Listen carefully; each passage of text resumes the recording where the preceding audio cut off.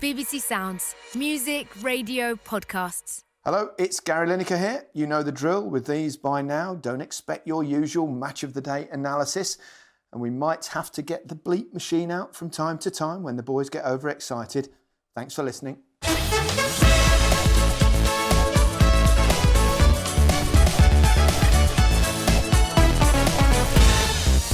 Welcome to Match of the Day Top 10. Ian Wright and Alan Shearer join us from their homes, as is customary these days. Chaps, what are you most looking forward to when this lockdown eventually ends?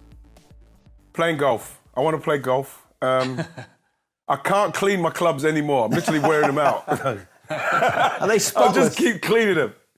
Absolutely spotless. Yeah. I'm desperate to play. I've even cleaned some of my balls. I don't even use some of the balls. I always use new balls. I've even cleaned my balls. That sounds my terrible. golf balls. My golf ball. That sounded really bad. What about you, Alan? Yeah, golf. I mean, I love golf anyway, but you realise how much you miss it when you can't play. You just got to do a little bit of chipping and a little bit of putting. So I can't wait to get back out on the golf course, and I'll just get angry again because of how. Surely you hit it so crookedly, Alan, that you're always social distancing anyway. No. Yeah, I'm either in the rough on the left or on the right. Yeah, definitely. Right, let's get to football now. This week, it's slightly different. Different in the sense that we both ask you for your own list, whereas normally, obviously, we get a top 10 from our commentators, etc. But this week, because there's been so much debate about which 10 and this 10, because we're going for goals, all-time best goals scored in the Premier League era. Now, we've counted FA Cup as well. We've put that in for good measure. But we couldn't quite agree on the top 10. So what we've done, we've given you your top 10 each. As usual, let's start from 10 to 6 and we'll go with you first, if you would, Alan. 10, I've gone in number 10. I've gone Robin van Persie, his volley against Aston Villa. Yep. In number 9, I've gone for Andros Townsend, his volley against Man City. In number 8, I've gone for Vincent Kompany against Leicester. In 7, I've gone for Wayne Rooney's volley against Newcastle.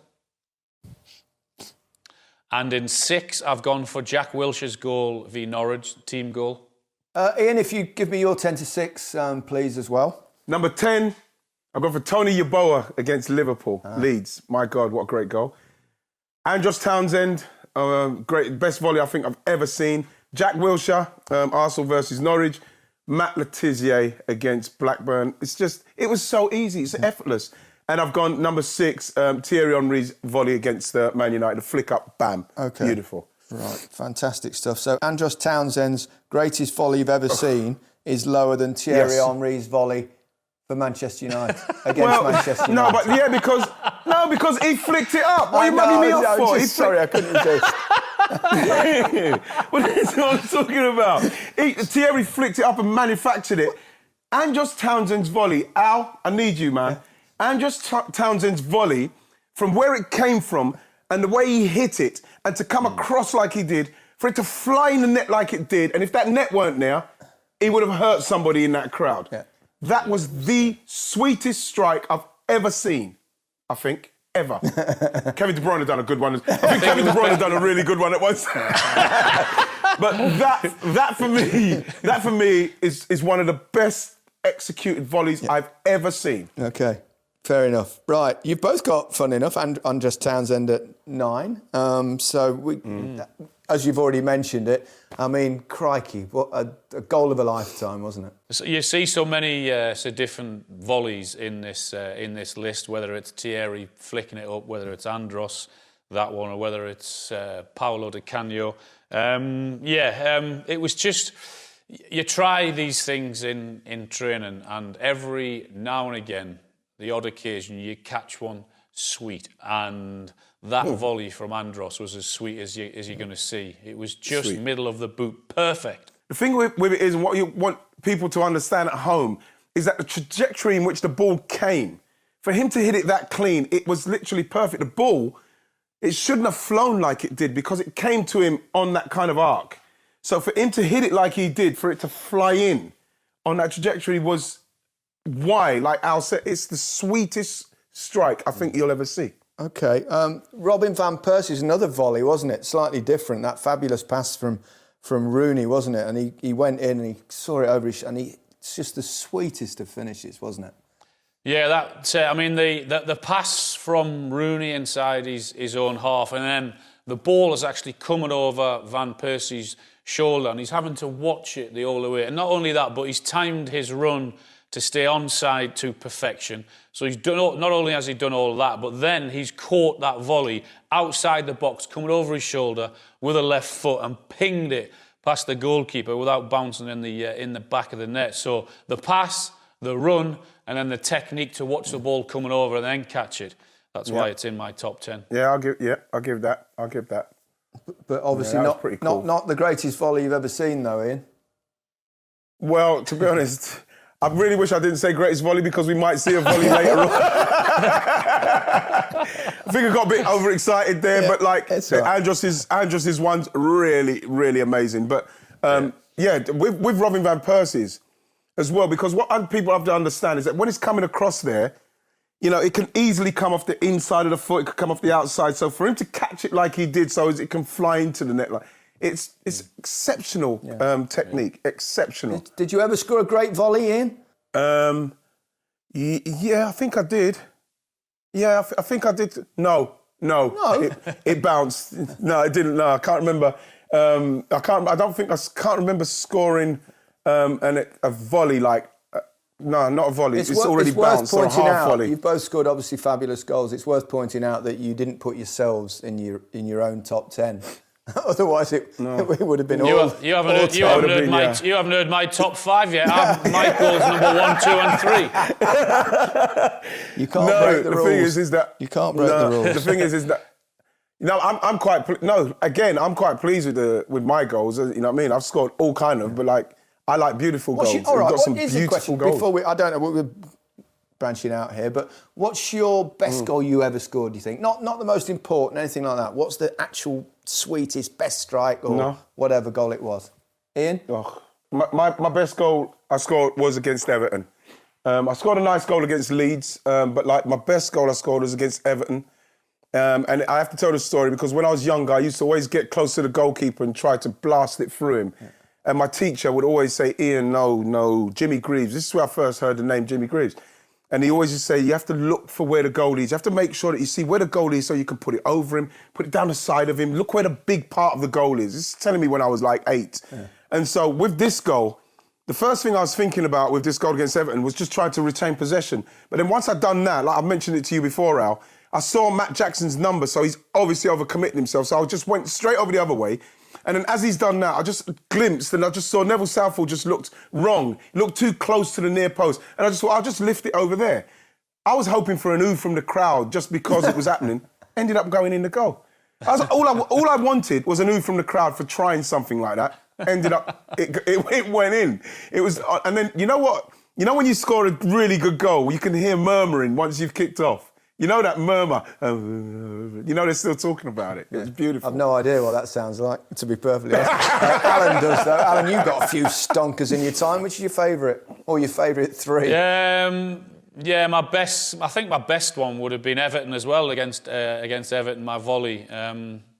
It's 1 in 100, 1 in 200. You try it in training, it very rarely happens. You're really fortunate if you can even try it in a match because the ball very rarely falls for you like that. So I just did it, came down and I just hit it. And we talk about hitting it in the sweet spot. I knew straight away that I caught it, ping right in the middle of the boot, the way it felt, and I could just see it going and going. It was quite fun watching the goalkeeper dive because I knew he wasn't going to get to it, and then it go in the back of the net.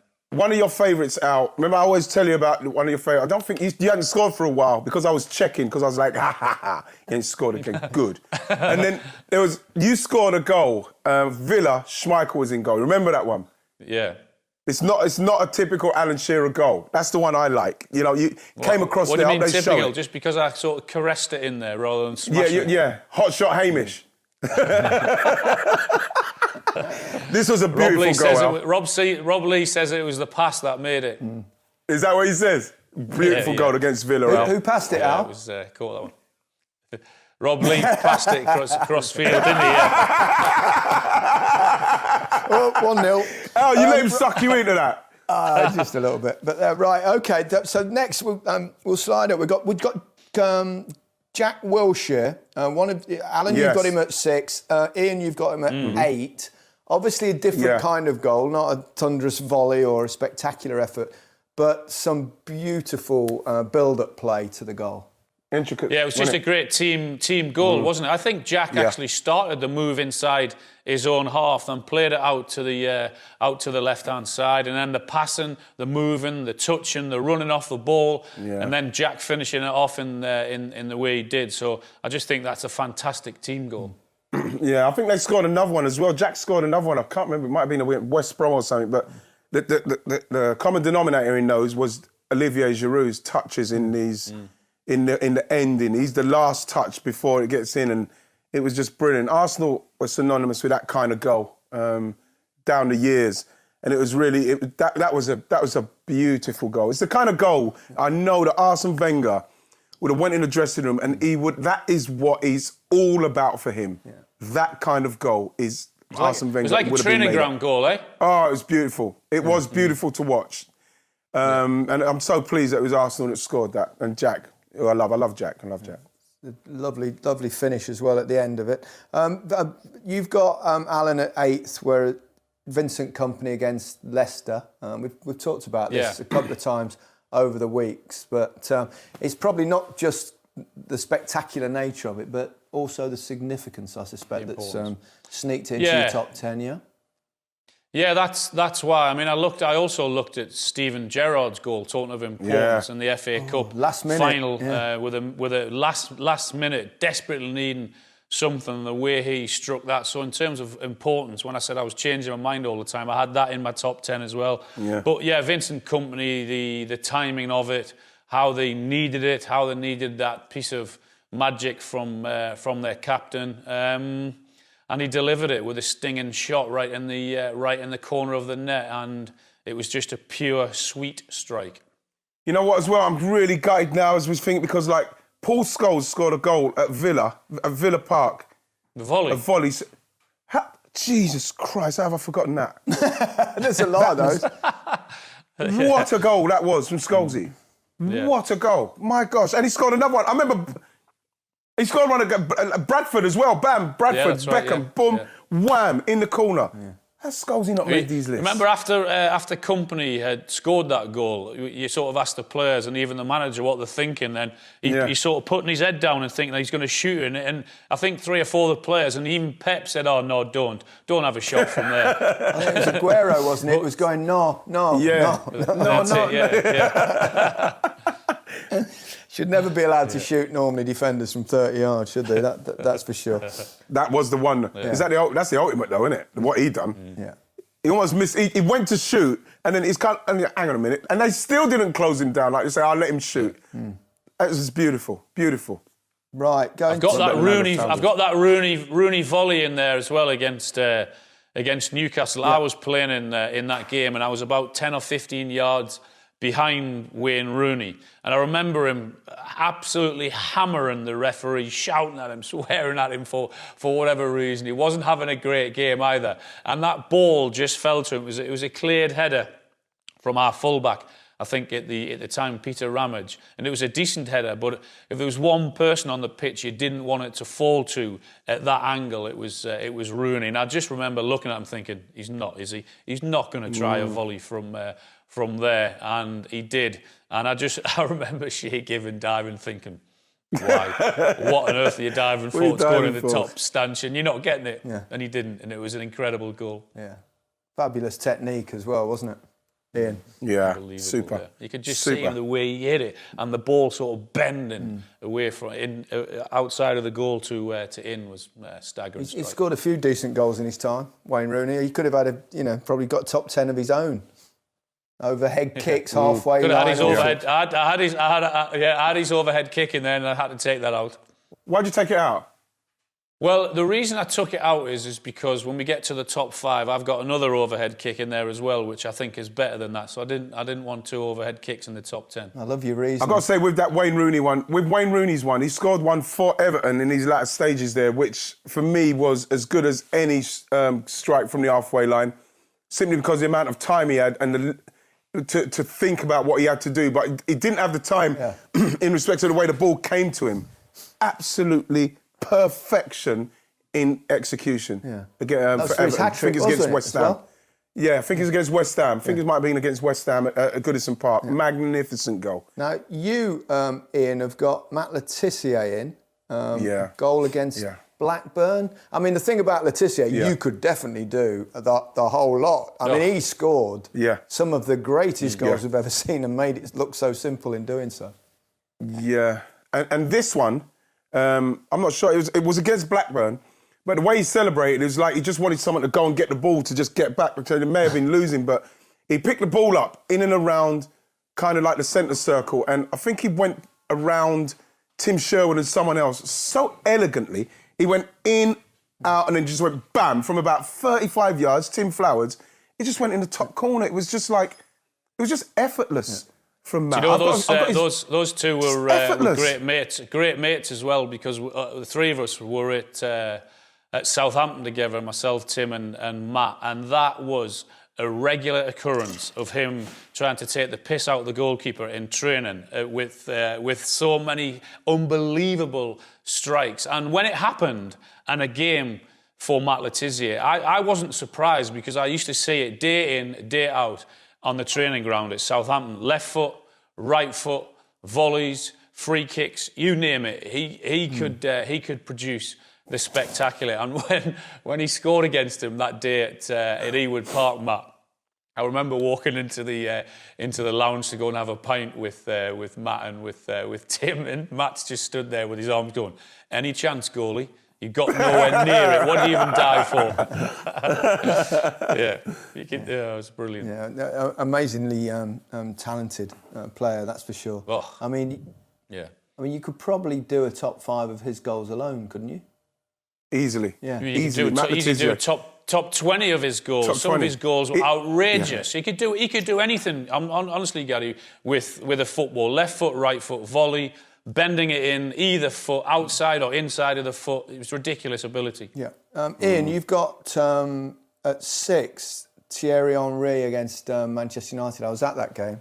Yeah. And he just ball came in, he just flicked it up, turned, and then volleyed it into the far corner. But the beauty of this goal is that I'm sure that when that was laid into him, Gary Neville was tight enough, so he probably would have thought, he's just probably going to lay this off for us. But when you're dealing with a player of that calibre, anything could happen. And for him to improvise like he did, flicked it up, and then volleyed it in like that, it's why he's so great. It's why people pay the money to see players like that, to see that moment, that moment of them going to a game and, maybe someone might pop it off there or there, but no, Thierry Henry flicks it up, volleys it in top corner. Magnificent goal. It's the quick thinking as well, though, because you both know is that you've got a split second to think, right, what am I going to do with this? You might already have a picture in your head of players to your left or to your right, but you've got a split second to think, right, I'm going to flick it up, which he did, and he did it to perfection, the right height, the right speed, but then on the swivel, on the turn, to get that sort of accuracy as he did in the back of the net. It was a stunning strike. Did it remind you at all of, you remember the Justin Fashanu goal for Norwich against Liverpool? Oh my gosh! Remember that volley? Yeah. It was a left foot. I think it was a left foot one. I think they used to start match. That was a goal of the season. I think they used to start match of the day with it. And the way he volleyed it, and then he celebrated with his one finger. I remember watching it all the time. I loved it. Yeah. He was surprised he scored that goal. It was a magnificent goal. Just before we get your top 5s, I just want a quick check with you, Alan. Have you got a Yeboah goal in the top 5? No, I haven't. No. Well, Ian's got one at the goal against Liverpool, but you do remember he scored 2 unbelievable goals, didn't he? Both off the underside of the bar, more or less. And you went for the one against Liverpool, Ian.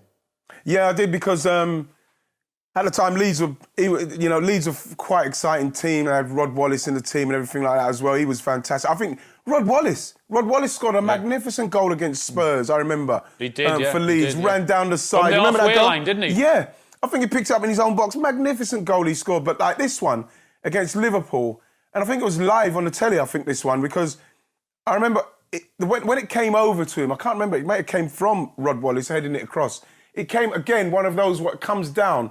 And it's coming down onto you. So the trajectory of the shot has got to come off your laces, so it's got to go up and over. But the way he hit it so powerfully. It went over David James and hit the bar and went down and bam and went in. It was just like a pure strike, a beautiful strike of the football. I think he had a thing recent where he had to judge between the two goals. I mean, the other was obviously one of the hardest hit shots we've ever seen. And I think he went with that one, the Liverpool one, because he said it was... marginally more significant that day because it was live on television, made all the difference. Yeah. Shall we move on to let's move on to our top fives. Right. And, you know, obviously, again, you will disagree and you'll think of goals at home off the top of your head that we've perhaps forgotten about because there are so many over such a long period of time. And, of course, you can go to the BBC Sport website and do your own top 10. We encourage that. We encourage you to disagree.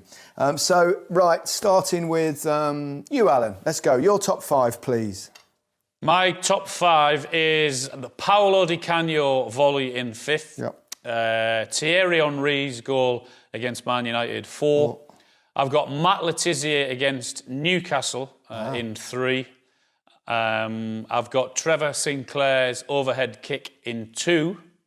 And in 1, unfortunately, it's Newcastle again. I've got Dennis Bergkamp against Newcastle. Wow, that was quite a decision, huh? Yeah, I mean, I look at that top 10 that we've had and some of the great goals, and a lot of them have been spectacular volleys, and we've talked about the technique and how it can be different with the ball coming over your shoulder, the ball coming towards you, etc., etc. But Dennis Bergkamp's goal against Newcastle, no one has ever scored a goal like that. I'm not sure anyone will ever score a goal like it again, actually. I mean, the question was put to us, and I suppose to him as well. Did he mean it? Absolutely. Yeah. Of course he meant it. The way, the touch, the swivel, the technique, the finish, I mean, just everything about it was so special. It really was. Before we discuss that in greater depth, Ian, give me your 5-1, please. 5, I've gone Trevor Sinclair, overhead kick against the Barnsley, magnificent goal. Ryan Giggs in 4 against Arsenal, the semi-final goal, what he scored. In 3, Luis Suarez against Newcastle, which for me, I'll talk about it at some later on, but like in 2, Di Canio's volley, and 1 I've gone with Dennis Bergkamp, like Al with Newcastle. Oh, you've both agreed on the top one. It was very special. Right, just looking at that, I've got a few things that I wrote down. Goals, I had a massive list, and ones that you've left out. Let's just do a little thing on the goals you left out. I mean, we're talking about 27 years of football here, so there's going to be quite a few decent goals. Dele Alli against Crystal Palace, I got. Damien Atkinson. Made it. Wimbledon. Oh, yeah, against Wimbledon. Yeah. Against Wimbledon. That was unbelievably individual effort with a chip at the end. Michael Essien against Arsenal, remember that one? Oh, my God, what a great strike. Bent it in like that. Is Kinkladze on there? Is Kinkladze, Georgie Kinkladze? Kinkladze, good shout. I hadn't got that one. Yeah. What a great goal, Kinkladze. City fans. Papi Cisse, remember that one? Chelsea on the... That one against Chelsea. On the volley of just curling away from the goalkeeper at Stamford Bridge. Yeah. And talking of volleys, what about Peter Crouch didn't make the top 10? That was some goal. Oh, my God, was that against... Yeah, for Stoke, wasn't it? Yeah, for Stoke, Yeah, against City. Yeah. What about the kick from Emre Can, like volley overhead kick? Oh, against Watford, yes, the overhead kick against Watford, there you go. So there was just... David Beckham's goal from the halfway line. That was the next one I was going to say. How is David... I mean, that is such a famous goal. How have you both left that out the top 10? I don't know. Maybe because you see that goal now, and it's still a magnificent feat. It's still, Xabi Alonso done a couple of those we've seen. Rooney, like I say, the one what Wayne Rooney scored, I think it might have been against West Ham. That was absolutely magnificent. It's drilled. Yeah. Of course, Beck's one was magnificent because he saw it. It was brilliant over the top of the goalkeeper. But the way Wayne Rooney drilled his one, wow. Yeah. Who scored the one for Wigan from the halfway line as well? Wasn't it? Wigan scored. Yeah. Maynor Figueroa. Great goal. Yeah. We could have had Dennis Bergkamp in there again. His goal against Leicester. Yeah, Leicester. I was goals playing against in that Leicester. game. We've had one in there with company. We can't have another one. We've got lots. That's against the reason Leicester. I didn't put. That's the reason I haven't put Suarez in, because I'm sick of talking about the goals against Newcastle. Yeah, but I don't. For me, you know what I mean. I don't want to go. Can I speak about the Suarez goal, Gal? You can speak about anything, any goal. The thing with the Suarez goal out, why it has to be mentioned, and why it's very high for me, but it just doesn't quite pip Di Canio and Bergkamp, because this ball's come from 60 yards down in the left back. He's controlled it on his shoulder here. Yeah. Right? And in the space of 2 yards, he's gone round the goalkeeper and put it in the goal. It's a goal that you want it. The technical ability that he showed for that goal was something that I thought everybody just kind of glossed over, because we saw so much great. He's got another great half volley in that game, but I think people gloss over the fact that for me, technically, was superb. It was superb. We're talking about a player that went on to improve Barcelona. And that goal don't get no credit, that Suarez goal. It was one of the greatest goals I've ever seen. Well, and it should do. Yeah, I agree. It's unbelievable finish. Honestly. I mean, oh my gosh. To know his whereabouts and what to do, and to have the kind of wherewithal to take it round the keeper like he did. Yeah, but Gal, the ball's coming over his shoulder. He's controlled it on this bit here. How'd you do that? I'm thinking, VAR would have found a way of ruling it out, wouldn't he? He's touched his badge a little bit. Yeah, exactly. Can you imagine getting it? Oh no! Right, you've both got Di Canio in your top 5. Obviously, we talked about him on the Bonkers show a couple of weeks ago. I think we mentioned the goal as well, he's bonkers, didn't we? But blimey, what a technique that was! Kind of bicycle kick volley. We talk about watching the ball and having your eyes on the ball and the ball travelling towards you. Normally, I think in that situation, you would perhaps try and hit that with your left foot for the ball's coming across you. Yeah, and then it might like how Robin Van Persie. Like Van Persie did with the Rooney pass. But he's actually watched that ball and hit it with his right foot, and to get that connection. Off the ground, that's an unbelievable volley. Off the ground. Both feet off the ground, yeah. You know, and the thing is with Di Canio, of course we mentioned the bonkers moment. We've seen in this goal what he's scored here. But as well, we're still talking about somebody that won a Fair Play Award. For when the goalkeeper went down, the ball came over, he could have easily headed it in the goal, and he stopped the play. Yeah, he stopped the play. And that was the thing with him. He was a magnificent person, like very driven, very passionate. But that goal, again, we haven't seen before that volley executed like that. We've not seen it since. And that is why he has to be recognised for the audacity. It's a magnificent goal. I would wonder what made him think in that split second to do that kind of scissory kind of style, because it's not. Because I would never have. You think to yourself, like Al says, it's coming across. You want to get the left foot so you could get it back over there. You know, with the right foot, you can easily get that wrong. You know, you could catch it wrong. But he's not only done it with the right foot, and the left foot would naturally take it across there, but he's had to adjust himself in the air the way he has, and then volley it. You know. Yeah, but it makes it actually what he chose to do in terms of the bicycle kick, both feet off the ground, hitting it with the front of the boot. That makes it such a more difficult skill to complete rather than, because I think either the natural thing to do is let it come across you, hit it with your left, or if you're going to hit it with your right, hit it with the inside of your right foot so you can get that so you can get that bend in that far corner. But to do what he did in terms of the kick, the bicycle kick, and the top of your the foot is a much more difficult skill to finish. Ian, do you think this is the best volley you've ever seen? No, it's not better than Andros Townsend's, but it's one. This is the second best volley I've ever seen. But you've got Townsend at 9. In respect to the execution. The thing about it is that he made it even more difficult with the way he struck this ball. Yeah. But if I'm going to talk about the cleanse, the way Andros cleansed the ball was cleansed into the net. And Di Canio... You've said to me many times, my volley against Everton was the best volley you'd ever seen. I know, but like that's just when we're together because sometimes I feel like you overpower me and I feel a little bit intimidated by you. So I say stuff to make sure that you'd still like me. Yeah. But Al, come on, man. Andros Townsend's volley is a pure strike. I know that Di Canio's is what it is, but whoa, come on. Yeah, but you're the one who's got Townsend in 9th and Di Canio in 2nd. Yeah, because Di Canio's one, we may see an Andros Townsend strike from outside the box like that. But from where Di Canio was and Trevor Sinclair's cross across to him... It was different. For him to execute it like he did, he's way up. It's got to be up there in 2. It could have easily challenged Dennis for number 1. Yeah. Alan, talk me through Matt Le Tissier against Newcastle. Talk us through the brilliance of that goal. In fact, didn't he score 2 wonder goals in that game? He did, yeah. Yeah. That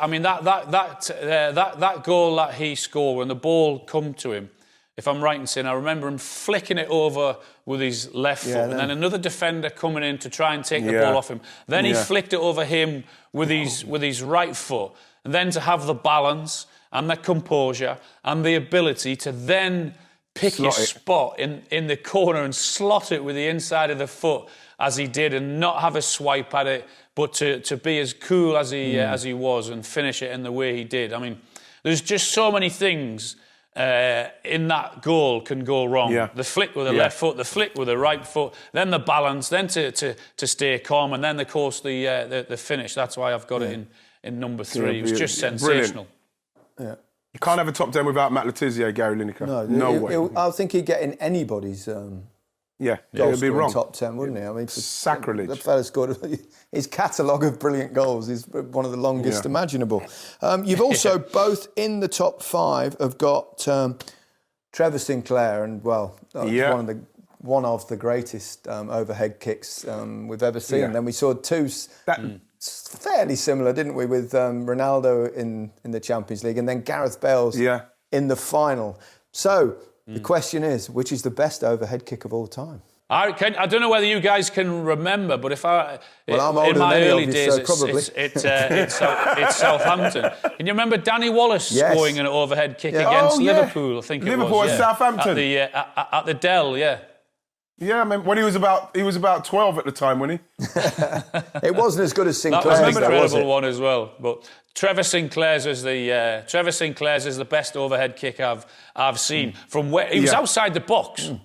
He was literally on that D, wasn't he? He was right in and around that little D, but he caught it perfectly. It was the best. I've seen Van Basten score an amazing one, which kind of flew into the top corner as well. But like for Trevor's, I still think Trevor's is the best I've ever seen. Can you remember a guy called Hugo Sanchez? He was Mexican, played for Real Madrid for years. Real Madrid, he used to score about 4 or 5 overhead kicks a season. I think he came from a family of gymnasts. His sister was a gymnast in the Olympics, I think, for Mexico. And I used to watch him. It was amazing what he did. He'd get himself on the far post, and he could see a cross was going too high. So he'd deliberately take the defender in a little bit so that he knew the cross would be too long, so he could turn and spin and do these spectacular overhead kicks. Yeah. And the first couple of times I saw it, I thought, that's lucky, he's hit it a couple of times. And then I noticed how he did it, and 4 or 5 times a season he'd score goals like that. Extraordinary overhead kick. Did either of you two score with an overhead kick? I got one. One. I think I might have been at Grimsby. It was only from about 6 yards out, obviously. And it wasn't particularly spectacular. Yeah, I got one against Norwich in the pre-season friendly, and I counted. It counts, so it counts. It counts. It doesn't count, though. Would you try it, Al? I scored a half a one for England against Belgium. It was. It wasn't even. It was like I got it. I scored it for England against Belgium at the stadium. And it wasn't really an overhead kick. It was from about 6 or 7 yards. Was it like a scissory sideways? Yeah, it was just like I wouldn't have attempted one because I would honestly be scared of getting injured. Oh, you wuss! Seriously? I scored one against Poland. My back or knees. I scored one against Poland in a qualifier when Graham Taylor was manager, which was not quite an overhead kick, but like a scissory sidey thing. Was that the 1-0 game? I think, was that the game where Andy Gray came on? 1-0 down and we had to get one back and they needed someone to save the day. Yeah, I know. I remember I was on the bench there. Yeah, that's why they didn't bring you on. Remember it well. Yeah. You're probably just about to come on. I was on minutes the to go. Ian, warm up. Hang on and sit down when you score. Sit down, Ian. Sit down. Ryan Giggs' goal. I mean, that's a very famous goal, isn't it? We've seen it a multitude of times. I don't think we need to describe it to anyone, but... No, but the thing with it is that it's the significance of it. And remember what they went on to do as well, that team, where they refused to be beaten. And remember, he came off the bench in that game. But I remember watching it, because remember, it was Arsenal, United, semi-finals, and, Patrick gave the ball away. It was Patrick gave the ball away. But where he gave the ball away, I'm thinking, it's fine. Because I think he's just coming onto it, and he's nearly halfway in his own half. Then he starts running, and you think to yourself, no one's engaged Ryan Giggs in like 15, 20 yards. Yeah. So he's got a head of steam up. And then once he's got going, he's just I felt sorry for poor Martin Keown. And then they got on the edge of the box. Martin, well, it's that little control he had just there on the edge of the box. He kind of like, his feet just went, and he got through him. And then I'm thinking, right, the only way he's going to beat the goalie is if he really goes high, because I know he's not beating Dave Seaman anywhere else. He went high. He smashed it. Brilliant goal. He smashed it in the top of the net, because that's what you do when you're near post. You got to go high, because the goalkeeper's going to go like that, isn't he? But I still feel that for what it was and significance, and a great player coming on, proving a point, scoring arguably one of the best goals in FA Cup history, easily. You didn't have him in your top 10, Alan. No, I know. I just I don't know where I could fit it in. It is such an iconic goal as well, and the way he runs off and celebrates the ability. Hairy chest. What was that about? Could have been in there. I'm not going to argue that it wasn't a great goal, because it was. Yeah. We come to number one, and you haven't. Of all that, you could pick any goal of any time, and you both picked Dennis Bergkamp's against Newcastle. It was in its own it was very unique, and Alan, you pointed that out earlier in the show, that it was perhaps the uniqueness of it and the one-off nature that influenced your decision. Was the same thinking with you, Ian? Well, the thing about it is that I've done an interview with Dennis not so long ago. I went across, in Amsterdam. We were talking about it, and we spoke about this goal in particular, and the thing is that people constantly talk about, did he do it on purpose? And of course he done it on purpose, because he done it. And when I say to him, Dennis, about people saying that, did you do it on purpose? He said, it's got nothing to do with doing it on purpose. The problem I had was Robert Perez passed the ball to me, and it was a little bit behind me. So I had to actually check my run on Dabizas, it was, check and stop. And he said, when he touched it, the touch went that side. And because he was that committed to, his body was that side. So when you watch him, he's like that. And he said, because he was kind of committed to that way, he said, naturally in his head, he just thought, well, I'll just turn this way. And he just turned that way. And then he said, the ball was there, bam, he went in. And then he just slotted it home. And because I said to him, what, did you realise the calibre of goal you scored? He said, no, because I scored, I just ran and just went yes and went back. Because he said it just happened instinctively. And people say about, people say about did he mean it or not, it's the quick thinking of the man. And the fact that we've not seen a goal like that before, it'll be very difficult to see it again, simply because, like he said, the pass was behind him. He improvised. And because he's such a great technician, he scored one of the greatest goals we've ever seen. Were you playing, Alan? I think I was playing again, yes. You think? Yeah, it was. I think so. Yeah. You must remember if you were on the pitch for that moment. I've seen that goal that many times now. That I'm pretty sure I was on the pitch. We talk about players in quick thinking, having a picture in your mind before the ball comes to you. I mean, I don't even think. I just think when that ball comes into him, the touch, just everything about it was just incredible, and that's why he was another scorer of beautiful goals, wasn't he? You mentioned the Leicester one earlier. Also, remember the one in the World Cup. The World Cup against Argentina, wasn't it, for the Dutch? Yeah, that was the one. With De Boer. That was the ball way back from De Boer, and the way he killed it, and then outside the right foot just curled it in. But training with him on a daily basis, it's very difficult. If he had a bad touch in training, everybody noticed. Very rare. Everybody noticed if he had a bad touch, you'd notice, because he was so good. It was magnificent. You know, sometimes you have to pinch yourself. Yes, I play up front with him. You know, it was amazing to know that you was able to get yourself in a position where you could play alongside a guy of that caliber. You know what I mean? I'm blessed in that Great respect. balance as well, wasn't it? Unbelievable balance. In terms of great balance to set himself. To then to finish it off in the way he did. It's so good because sometimes in training now, you know, because Martin Keown would try to do the ragdoll stuff. See him, because his touch is so good, he just got Martin all over the place. And Martin's like, you know what I mean? It was just like when you watch it, it's so funny, and then they'd have arguments because Martin would kick anyone in training. He used to kick me in training, he'd kick Dennis, he'd kick Thierry, I heard, he'd kick everyone. But like the thing is, Dennis was so, the way he had Martin on toast in training and that with a touch and that, it was just brilliant to watch on a daily basis. It's a beautiful thing. Yeah. Right, I think we've got a top 10. Before I ask you to leave, you know, to read them out again, if you want to make any changes, it's your prerogative, of course you can. But I just want to ask you both one question. Taking your own goals aside, of course, on the pitch, playing in a game, what is the best goal you've ever seen? So in a match that you've played in. Yours is easy, Alan. It's Bergkamp's. Yeah, Bergkamp. Yeah. All right. I think for me, Al, I think for me, it doesn't have to be Premier League, right? Well, whatever. No, any game, any time, any place, even before football. I think as bad as it is for what the significance of it and who done it against us, I think being on the pitch for the Naeem in the final, the Naeem Cup from the Winners' Cup halfway final. line. Can I finish? And the thing is, the player he came from Spurs. It was literally, that probably would have been the last touch, Gal, before like they blew the whistle for penalties. And I'm there thinking, right, I'm going to take the fifth one. I'm going to be the hero. I'm going to take the fifth penalty. And then you see him, he's down in that right-hand side, Gal, and he just hit it. And you know when you look up and you think to yourself, I just look back and see the goalkeeper. And then I look back and then you see the goalkeeper scrambling. And that's Dave Seaman. You know what I mean? And so when it went in, we couldn't believe it because it literally went in. We kicked off and they blew the whistle. When it went in, it was unbelievable because all the Zaragoza fans was behind the goal. So you saw that massive euphoria of fans jump up.